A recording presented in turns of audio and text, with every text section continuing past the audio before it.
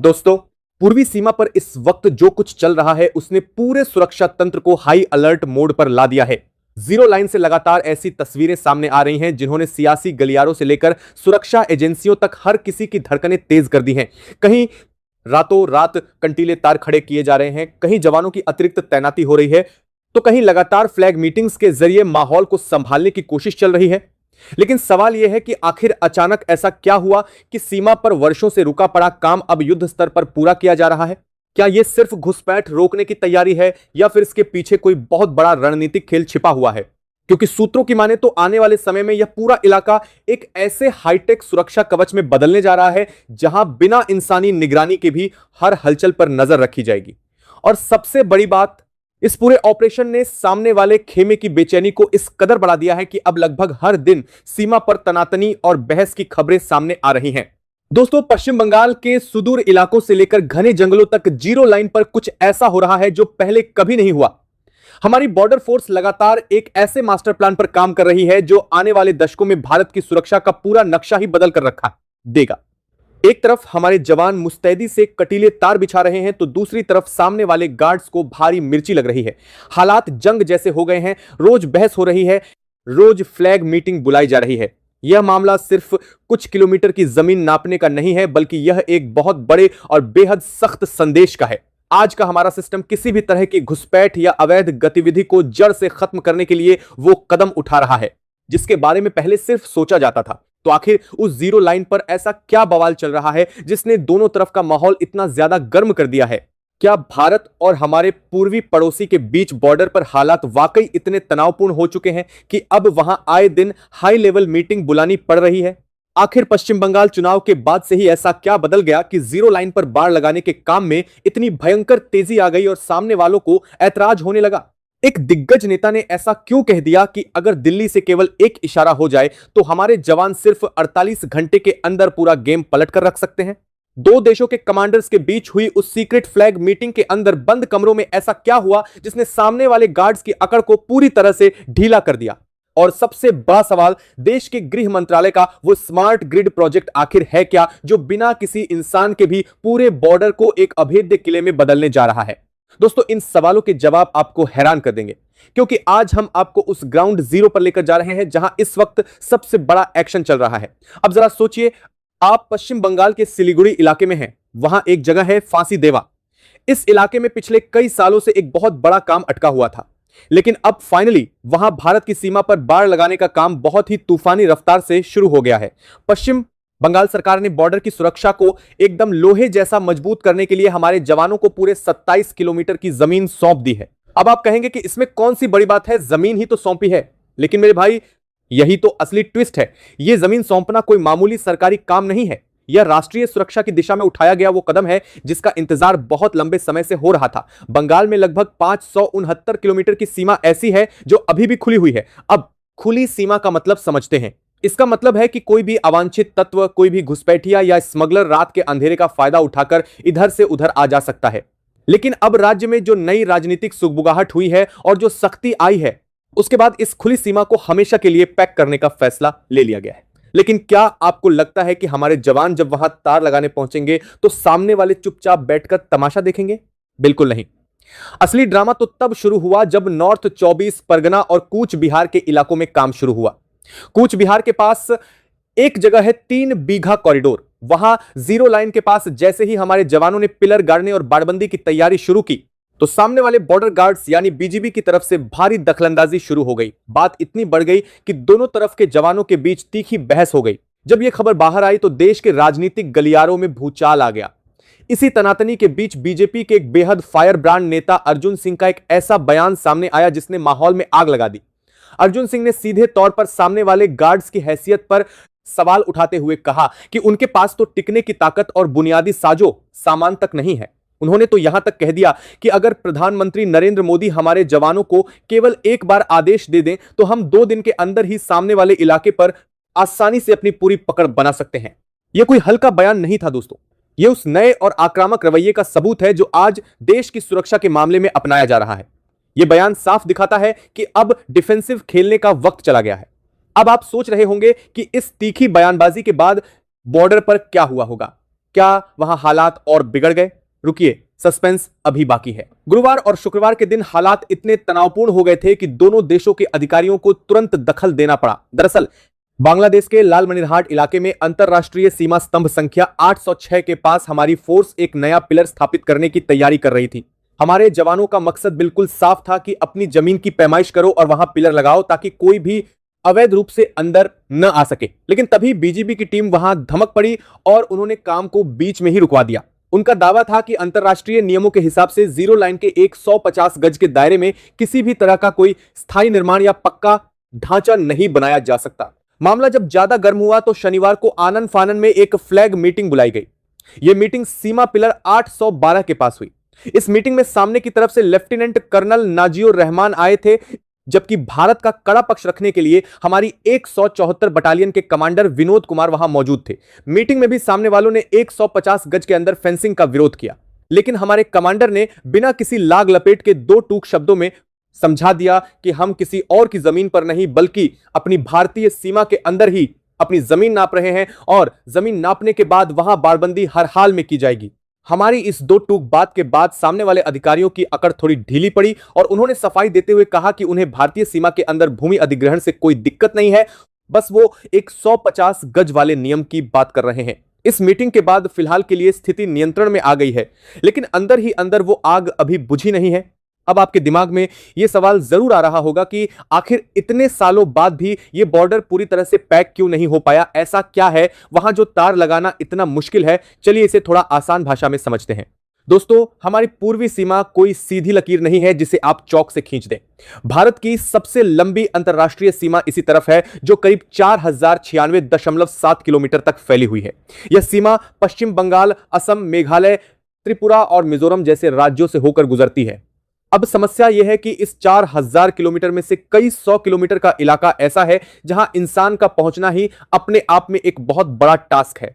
वहां गहरी नदियां हैं, दलदली जमीन है, बेहद घने जंगल हैं और कुछ जगहों पर तो लोगों के घर बिल्कुल बॉर्डर से सटे हुए हैं। खासकर असम का जो धुबरी इलाका है, वहां ब्रह्मपुत्र नदी का ऐसा जाल बिछा हुआ है कि बरसात के मौसम में वहां लोहे के तार या खंभे लगाना बिल्कुल नामुमकिन हो जाता है। नदियां अपना रास्ता बदल लेती हैं और जो पिलर आज सूखे में गड़ा है वो कल पानी में डूब जाता है।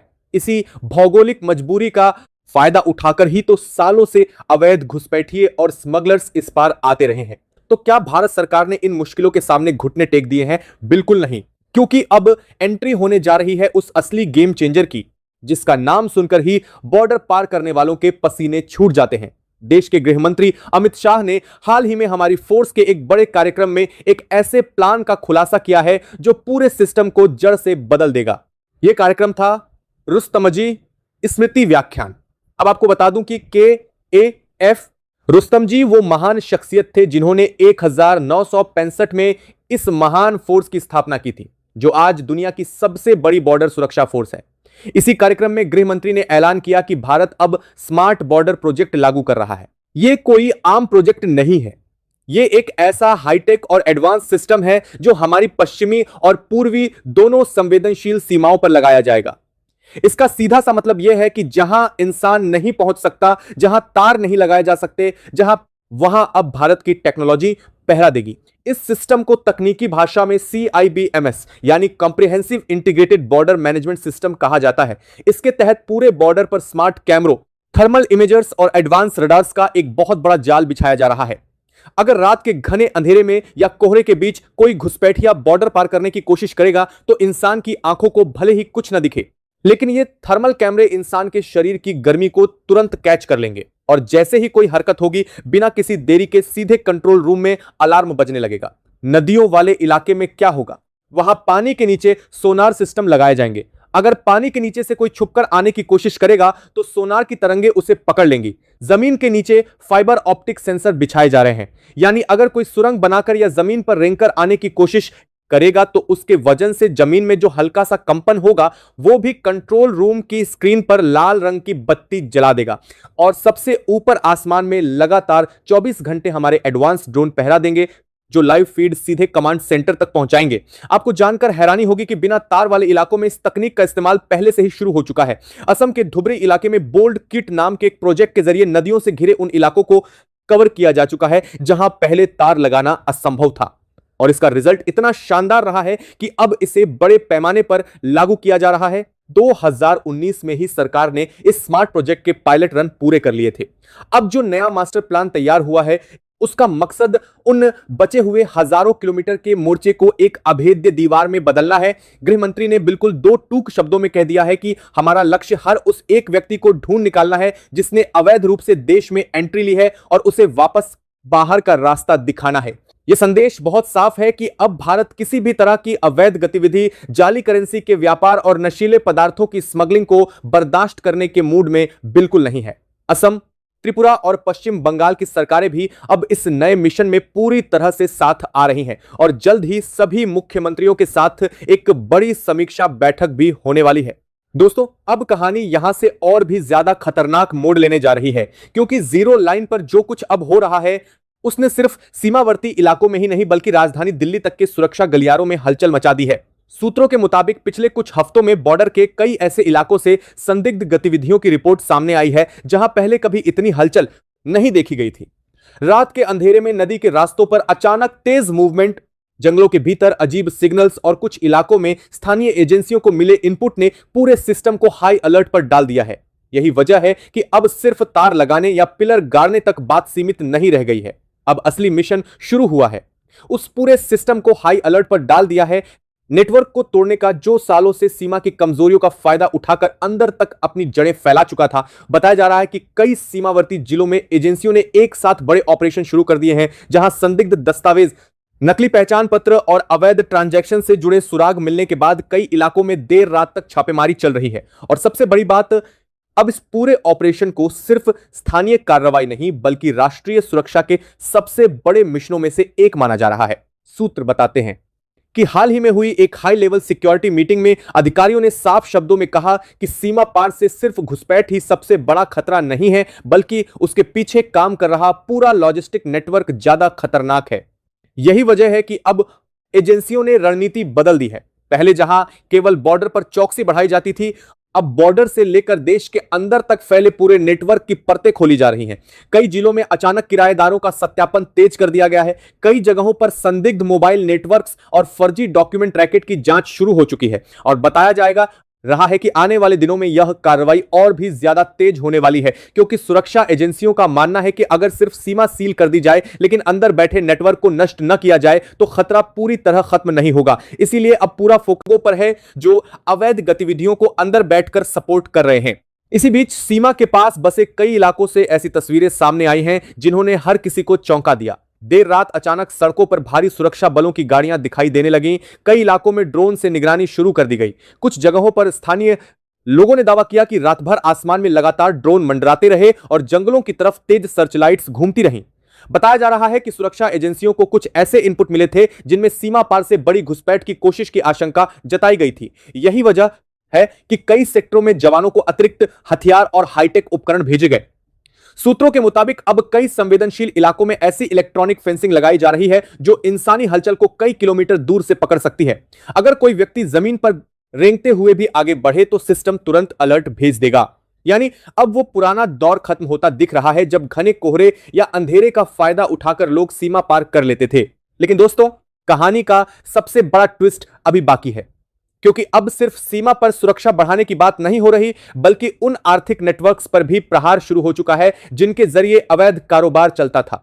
एजेंसियों की रिपोर्ट के मुताबिक सीमावर्ती इलाकों में नकली नोटों, हथियारों और नशीले पदार्थों का कारोबार पिछले कई वर्षों से अलग अलग चैनलों के जरिए संचालित किया जा रहा था। यही वजह है कि अब कई आर्थिक लेन देन की भी गुप्त निगरानी शुरू की गई है। सूत्र बताते हैं कि कुछ संदिग्ध खातों और हवाला नेटवर्क्स पर एजेंसियों की खास नजर है और यही कारण है कि हाल के दिनों में कई जगहों पर अचानक बड़ी रकम के ट्रांजैक्शन की जांच शुरू हो गई है। सुरक्षा एजेंसियों का मानना है कि जब तक अवैध फंडिंग का रास्ता बंद नहीं होगा तब तक सीमा पर चल रही सख्ती का पूरा असर नहीं दिखेगा। उधर राजनीतिक गलियारों में भी इस पूरे मुद्दे को लेकर माहौल बेहद गर्म हो चुका है। कई नेताओं ने खुलकर बयान देना शुरू कर दिया है कि अब देश की सुरक्षा के मुद्दे पर किसी भी तरह की ढिलाई नहीं बरती जाएगी। कुछ नेताओं ने तो यहां तक कह दिया कि अगर जरूरत पड़ी तो सीमा से जुड़े कानूनों को और ज्यादा सख्त बनाया जाएगा। बताया जा रहा है कि आने वाले समय में सीमावर्ती जिलों में नागरिक सत्यापन और दस्तावेज जांच की प्रक्रिया और तेज की जा सकती है। इसके अलावा कई राज्यों के पुलिस अधिकारियों और केंद्रीय एजेंसियों के बीच समन्वय बढ़ाने पर भी जोर दिया जा रहा है, क्योंकि अब यह साफ हो चुका है कि मामला केवल सीमा तक सीमित नहीं है, बल्कि इसका असर देश की आंतरिक सुरक्षा तक पहुंच चुका है। इसी बीच सोशल मीडिया पर भी इस पूरे मुद्दे को लेकर जबरदस्त बहस छिड़ गई है। कुछ लोग सरकार की इस सख्ती को राष्ट्रीय सुरक्षा के लिए जरूरी बता रहे हैं, तो कुछ लोग इसे ऐतिहासिक कदम कह रहे हैं। लेकिन सीमा पर तैनात जवानों के लिए यह सिर्फ बहस का मुद्दा नहीं, बल्कि रोज का संघर्ष है। कई जवान ऐसे इलाकों में ड्यूटी कर रहे हैं जहां चारों तरफ दलदल, नदी और घना जंगल है। कई बार घंटों तक पानी में खड़े रहकर निगरानी करनी पड़ती है। लेकिन इसके बावजूद अब फोर्स का मनोबल पहले से कहीं ज्यादा आक्रामक दिखाई दे रहा है। सूत्रों के मुताबिक जवानों को साफ निर्देश दिए गए हैं कि किसी भी संदिग्ध गतिविधि को हल्के में ना लिया जाए और जरूरत पड़ने पर तुरंत जवाबी कार्रवाई की जाए। अब जरा उस सबसे बड़े डर को समझिए जिसने सुरक्षा एजेंसियों की नींद उड़ा रखी है। खुफिया रिपोर्ट्स के मुताबिक सीमा के रास्ते सिर्फ सामान्य घुसपैठ का खतरा नहीं है, बल्कि कुछ ऐसे मॉड्यूल्स के सक्रिय होने की आशंका जताई गई है जो देश के भीतर अस्थिरता फैलाने की कोशिश कर सकते हैं। यही वजह है कि अब सीमावर्ती इलाकों में साइबर निगरानी तक बढ़ा दी गई है। संदिग्ध सोशल मीडिया अकाउंट्स और एन्क्रिप्टेड मैसेजिंग नेटवर्क्स की भी जांच की जा रही है। सूत्र बताते हैं कि कई बार अवैध नेटवर्क्स पहले स्थानीय युवाओं को लालच देकर अपने साथ जोड़ते हैं और फिर उन्हें छोटे छोटे कामों में इस्तेमाल किया जाता है।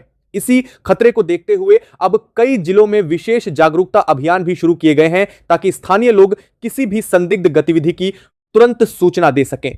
दोस्तों, अब पूरा माहौल बदल चुका है। पहले जहां सीमा सुरक्षा को सिर्फ तार और चौकियों तक सीमित समझा जाता था, अब यह टेक्नोलॉजी, इंटेलिजेंस और हाईटेक सर्विलांस का युद्ध बन चुका है। आने वाले समय में सीमाओं पर आर्टिफिशियल इंटेलिजेंस आधारित सिस्टम लगाए जाने की भी चर्चा है, जो संदिग्ध गतिविधियों का पैटर्न खुद पहचान सकेंगे। यानी अगर किसी इलाके में अचानक असामान्य हलचल होती है तो सिस्टम पहले ही अलर्ट जारी कर देगा। इसके अलावा चेहरे पहचानने वाली तकनीक और ऑटोमेटिक ड्रोन रिस्पॉन्स सिस्टम पर भी तेजी से काम चल रहा है। अगर ये सभी सिस्टम पूरी तरह लागू हो गए तो आने वाले वर्षों में सीमा पार करना लगभग नामुमकिन हो जाएगा। लेकिन इन सबके बीच सबसे अहम सवाल अभी भी वही है, क्या यह पूरा मिशन सच में उन सभी चुनौतियों को खत्म कर पाएगा जो वर्षों से देश की सुरक्षा के लिए सिरदर्द बनी हुई थी? क्या टेक्नोलॉजी और शक्ति का यह नया मॉडल वाकई सीमा को अभेद्य बना पाएगा, या फिर सामने वाले भी इसके जवाब में कोई नई चाल चलने की कोशिश करेंगे? क्योंकि सीमा पर चल रहा यह खेल अब केवल जमीन का नहीं रहा। यह तकनीक, रणनीति और मनोवैज्ञानिक दबाव की ऐसी लड़ाई बन चुका है जिसमें हर कदम बहुत मायने रखता है। और दोस्तों, सूत्रों की माने तो आने वाले कुछ महीनों में सीमा पर ऐसे बड़े फैसले देखने को मिल सकते हैं जिनकी अभी सिर्फ अंदर खाने चर्चा चल रही है। कहा जा रहा है कि कई नए फॉरवर्ड ऑपरेशन बेस बनाए जा सकते हैं। कुछ इलाकों में अतिरिक्त बटालियन तैनात करने की तैयारी भी चल रही है। वहीं हाई स्पीड पेट्रोलिंग बोट्स और नई पीढ़ी के सर्विलांस ड्रोन भी सीमावर्ती सेक्टरों में भेजे जा सकते हैं। यानी साफ है कि आने वाला समय सीमा सुरक्षा के लिहाज से पूरी तरह अलग होने वाला है। दोस्तों, अब आप खुद बताइए, आपको क्या लगता है? क्या यह स्मार्ट बॉर्डर प्रोजेक्ट और यह नई आक्रामक नीति उन सभी अवैध गतिविधियों पर हमेशा के लिए लगाम कसने में पूरी तरह कामयाब हो पाएगी जो पिछले कई सालों से हमारे देश को अंदर ही अंदर खोखला करने की कोशिश कर रही थी? क्या हमारे जवानों को इसी तरह फ्रंट फुट पर आकर हर उस विदेशी दखलंदाजी का मुंहतोड़ जवाब देना चाहिए जो हमारे बाड़बंदी के काम में टांग अड़ाती है? आपकी जो भी राय हो नीचे कमेंट बॉक्स में आग लगा दीजिए। जय हिंद, वंदे मातरम।